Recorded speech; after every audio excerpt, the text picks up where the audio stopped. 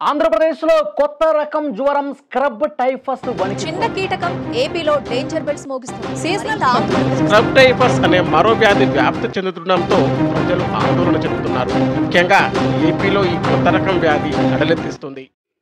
నమస్తే అండి, నేను డాక్టర్ మేఘ్నా, ఎంబీబీఎస్ ఎండి పీడియాట్రిక్స్. బ్రేకింగ్ న్యూస్లో స్క్రబ్ టైఫస్ అనే వర్డ్ చాలా ఫ్రీక్వెంట్గా వినిపిస్తుంది. ఏమైనా కొత్త డిసీజా? అసలు స్క్రబ్ టైఫస్ అంటే ఏంటి? ఎలా గుర్తుపట్టాలి? పిల్లలకి కూడా వస్తుందా? అయితే పేరెంట్స్ ఏం జాగ్రత్తలు తీసుకోవాలి? ఈ విషయాలన్నీ ఇవాళ డీటెయిల్గా తెలుసుకుందాం.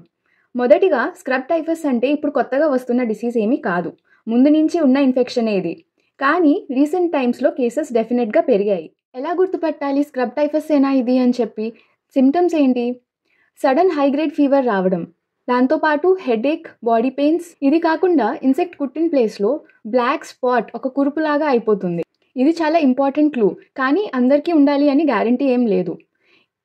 ఇవి బేసిక్ సిమ్టమ్స్. ఇవి కాకుండా ర్యాషెస్, వామిటింగ్, పొట్టనొప్పి, కాఫ్, ఊపిరి తీసుకోవడంలో ఇబ్బంది, ఇలాంటివన్నీ కూడా రావచ్చు. ఇలా ఫ్లూ సిమ్టమ్స్లా ప్రెజెంట్ అవుతుంది. మామూలు ఫీవరే కదా అనుకుంటాం. దీనివల్ల చాలా పేరెంట్స్ హాస్పిటల్కి తీసుకురావడంలో డిలే చేస్తారు.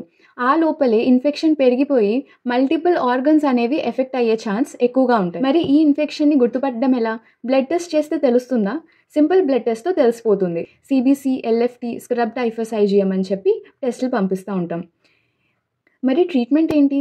మెడిసిన్ ఇస్తే తగ్గుతుందా? డెఫినెట్గా తగ్గుతుందండి. డాక్సిసైక్లిన్ ఇది ఒక పవర్ఫుల్ యాంటీబయాటిక్. ఎంత తొందరగా డిటెక్ట్ చేసి ఈ ట్రీట్మెంట్ స్టార్ట్ చేస్తే అంత తొందరగా పిల్లలు రికవర్ అయ్యే ఛాన్స్ ఉంటుంది. ఆంధ్రప్రదేశ్లో ఇప్పుడు కేసెస్ పెరగడం నిజమే, కానీ పానిక్ అవ్వాల్సిన అవసరం లేదు. పేరెంట్స్కి కరెక్ట్ అవేర్నెస్ ఉంటే పిల్లల్ని ఇంకా మిమ్మల్ని కూడా మీరు ప్రొటెక్ట్ చేసుకోవచ్చు. ఈ ఇన్ఫర్మేషన్ యూస్ఫుల్ అనిపిస్తే షేర్ చేయండి. Thank you.